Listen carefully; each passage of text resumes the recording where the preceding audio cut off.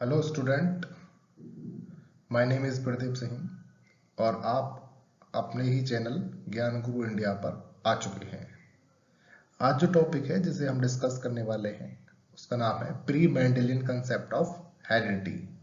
मतलब जो Mendelian time था जिसमें मेंडल्स ने अपने नियम दिए थे हेरिडिटी से रिलेटेड, उससे पहले जो साइंटिस्ट आए थे जिन्होंने अपना अपना सिद्धांत दिया था, उसके बारे में आज हम थोड़ा सा देखने वाले हैं। So let's start. सबसे पहले थोड़ा सा मेंडल के बारे में जान लेते हैं। मेंडल का पूरा नाम ग्रेगर जोहन मेंडल था, जिन्हें अब क्या बोलते हैं हम, फादर ऑफ जेनेटिक्स बोलते हैं। मेंडल ने प्रस्तावित किया था कि आनुवंशिक क्रम को युग्मित जनन इकाइयों, जिसको क्या नाम दिया था उन्होंने, फैक्टर कहा था, द्वारा नियंत्रित किया जाता है, जिसे अब हम क्या कहते हैं, जीन कहते हैं। जीन शरीर की सभी कोशिकाओं में मौजूद होते हैं और युग्मकों के माध्यम से, मतलब गैमेट के माध्यम से क्या क्या होते हैं, वो एक जनरेशन से दूसरी जनरेशन में ट्रांसफर होते हैं। इस प्रकार जो है इन फैक्टर्स को क्या कहा जाता है, जीन्स कहा जाता है। जिनको पहले फैक्टर्स कहा जाता था उनको जीन्स कहा जाता है। और इन जीन्स की ये जो है आनुवंशिकता के भौतिक आधार है। ठीक, तो ये तो हो गया थोड़ा सा मेंडल के बारे में। अब चलते हैं प्री मेंडलियन थ्योरी। मेंडल से पहले जो थ्योरी दी गई थी वो कुछ इस प्रकार थी। फर्स्ट वन है the most vapour theory, second है द फ्लूइड थ्योरी, और थर्ड वन है the reproductive blood theory. Next है the pre formations theory. Next है द थ्योरी ऑफ एपिजेनेसिस। अगली है the theory of acquired characters. अगली है द थ्योरी ऑफ पेंजेनेसिस। और लास्ट वन जो है वो है द जर्मप्लाज्म थ्योरी। तो एक एक को वन बाय वन हम देखते चलते हैं। सबसे पहले number first, the most vapours theory. ये थ्योरी जो थी ये सबसे पहले दी गई थी, जिसको पाइथागोरस नाम के एक वैज्ञानिक थे, उन्होंने दिया गया था, उनके द्वारा दी गई थी। उनका मानना था कि जब मेल और फीमेल्स आपस में फ्यूजन करते हैं तो उस दौरान जो है मेल के शरीर से प्रत्येक अंग से एक नम वाष्प, मॉइस्ट वेपर निकलती है, जिससे कि भ्रूण के शरीर के अंश बनते हैं। ठीक है ना, मतलब मेल जो है उसकी बॉडी से एक वेपर निकलती है, जिसके द्वारा फीमेल्स के अंदर जो है वो जो फीटस बनता है, भ्रूण जो बनता है, उसके अंग बनते हैं उस वेपर के द्वारा। तो ये थ्योरी जो है पाइथागोरस ने दी गई थी। नेक्स्ट है द फ्लूइड थ्योरी। जो फ्लूइड थ्योरी थी वो एम्पेडोकल्स ने दी थी, एम्पेडोकल्स ने, जो कि तुम्हारा चार हास्य सिद्धांत, जिसको बोला जाता है फोर ह्यूमर थ्योरी, इसके समर्थक थे। उन्होंने कहा था कि शरीर का प्रत्येक भाग एक तरल पदार्थ का उत्पादन करता है। माता पिता दोनों के शरीर के विभिन्न अंगों का द्रव आपस में मिल जाता है और भ्रूण के निर्माण में उपयोग करता है। तरल पदार्थों के अवतरण और मिश्रण में किसी भी दोष के फलस्वरूप, परिणाम स्वरूप माता पिता में से एक या दोनों माता पिता के चरित्र गायब हो जाते हैं। उन्होंने ये बताया था सीधा सीधा कि मेल और फीमेल जो है जब वो आपस में मिलते हैं तो उन दोनों के शरीर से कुछ तरल पदार्थ निकलता है जो आपस में मिलता है। अगर किसी दोनों पेरेंट्स में से किसी भी पेरेंट्स को कोई प्रॉब्लम है, कोई समस्या है, तो उससे क्या होगा कि वो लक्षण जो है वो कैसे हो जाएंगे, वो खत्म हो जाएंगे, कैरेक्टरिस्टिक्स जो है। ठीक, ये द फ्लूइड थ्योरी के अंतर्गत बताया गया था। अगली जो है उसको बोलते हैं द रिप्रोडक्टिव ब्लड थ्योरी। ये जो थ्योरी थी वो किसने दी थी, एरिस्टोटल जिसे हम बोल देते हैं, एरिस्टोटल जी ने दी थी। उनका मानना था कि नर शरीर के सभी, मतलब मेल का जो बॉडी होता है उसके सभी अंगों से पोषक तत्वों से युक्त अत्यधिक शुद्ध अत्यधिक शुद्ध रिप्रोडक्टिव ब्लड जो है उसका उत्पादन करते हैं। माताएं मतलब फीमेल जो होती हैं, मादाएं भी प्रजनन रक्त का उत्पादन करती हैं, लेकिन जो फीमेल्स का जो रिप्रोडक्टिव ब्लड जो होता है वो उतना शुद्ध नहीं होता जितना कि मेल का होता है। ठीक, उनका मानना यह था कि दोनों ही जो है वो रिप्रोडक्टिव ब्लड सीक्रेट करते हैं, लेकिन जो मेल जो ब्लड सीक्रेट करते हैं वो ज्यादा प्योर होता है as compare to female reproductive blood की तुलना में। ठीक है, और ये ब्लड जो होता है, रिप्रोडक्टिव ब्लड जो होता है, ये मादा के शरीर में क्या होता है, जम जाता है, जमते हैं और क्या करते हैं, भ्रूण का निर्माण करते हैं। मतलब जो एम्ब्रियो जो डेवलप्ड होता है वो दोनों के मिक्सर से होता है।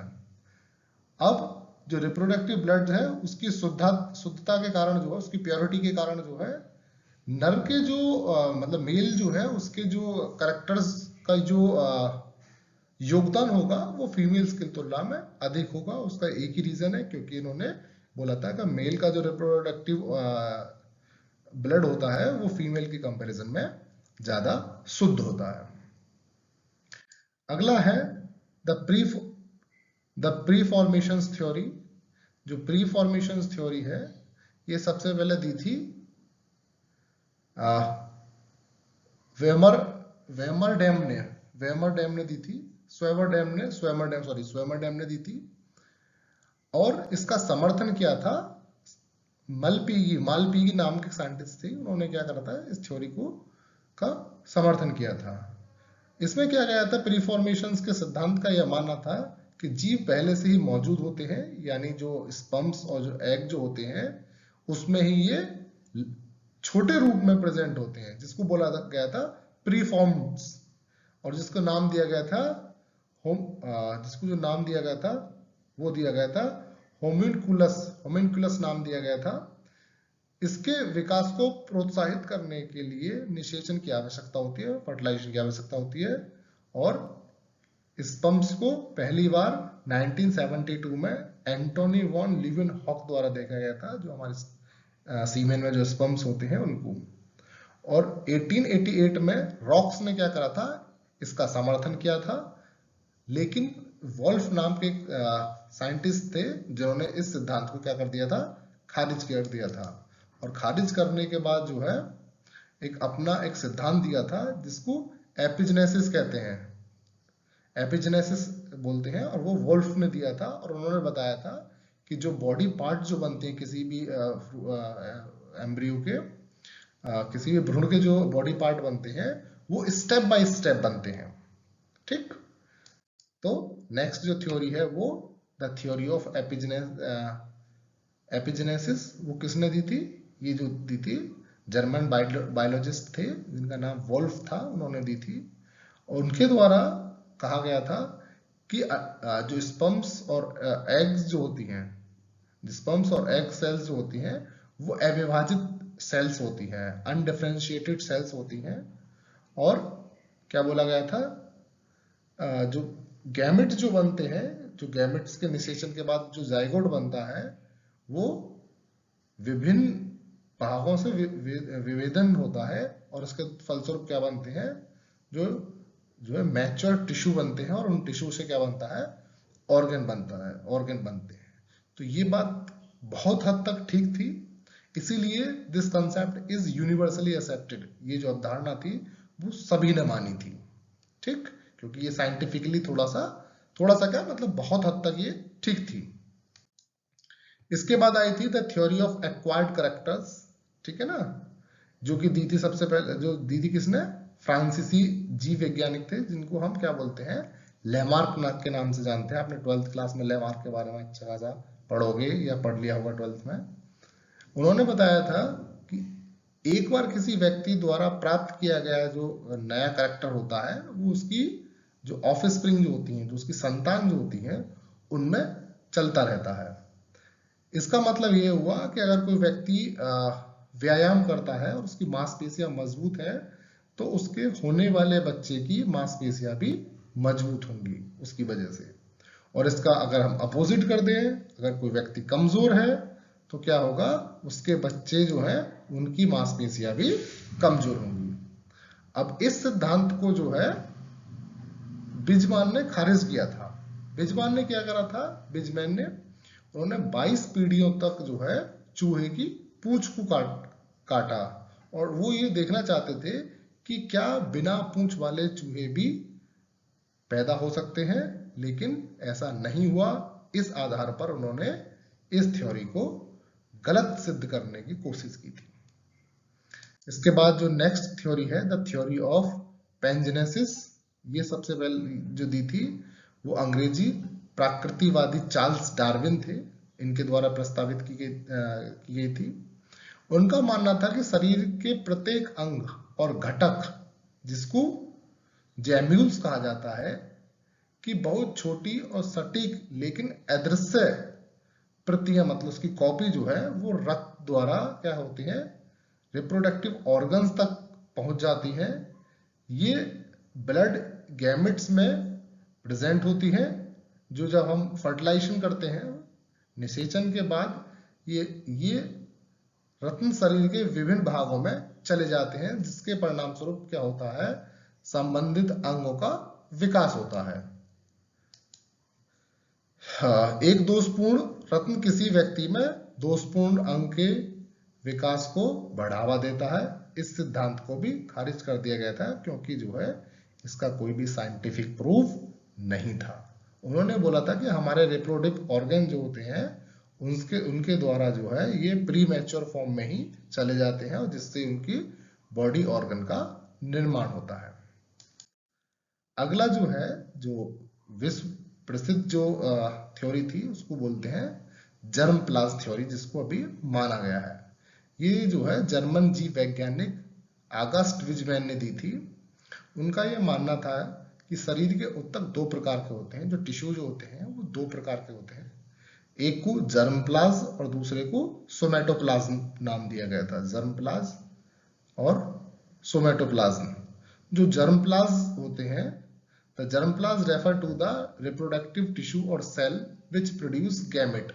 मतलब जो जर्म प्लाज्म जो होते हैं वो रिप्रोडक्टिव टिश्यू को और सेल को बनाते हैं, जो कि गैमेट्स फॉर्मेशन का काम करते हैं। जबकि जो somatoplasm include all other body tissue which are not related to sexual organs, मतलब सेक्सुअल रिप्रोडक्टिव सिस्टम को छोड़ करके बाकी जितनी भी सेल्स बनती हैं या टिश्यू जो बनते हैं वो सब किसके द्वारा बनते हैं, सोमेटोप्लाज्म के द्वारा बनते हैं। ठीक, और जिनका किसमें रिप्रोडक्शन में कोई भी रिलेशन नहीं होता। इस प्रकार एक पीढ़ी से दूसरी पीढ़ी में लक्षणों का जो संचरण होता है वो किसके द्वारा होता है, जर्म प्लाज्म के द्वारा होता है। जर्म प्लाज्म में कोई भी परिवर्तन अगली पीढ़ी में परिवर्तन का कारण बनेगा। मतलब अगर हमारे जर्म प्लाज्म में कोई भी चेंजेस होता है तो उसका इम्पैक्ट जो है वो नेक्स्ट जनरेशन में दिखाई देगा। और ये जो है ये सिद्धांत जो है सभी के लिए मान्य है, मतलब सभी लोग जो है इसको सपोर्ट करते हैं और ये यूनिवर्सल एक्सेप्टेड सिद्धांत है। ठीक, तो आज की क्लास यहीं पर खत्म होती है। Thank you, have a nice day.